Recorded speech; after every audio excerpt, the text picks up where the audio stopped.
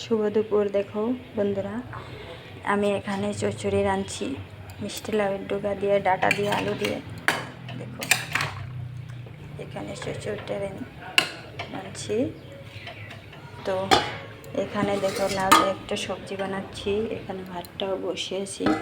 তো আমি সিম্পল রান্না করছি, আর বেশি কিছু রান্না করব না। দেখো আমার রান্নাটা হয়ে গেছে প্রায়।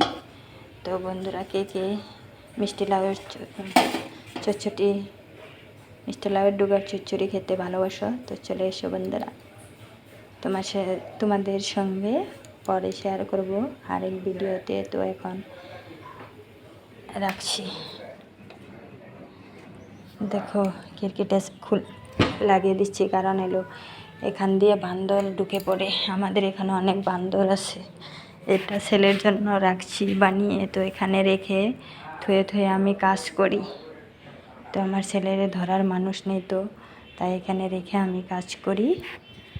তো টাটা বন্ধুরা।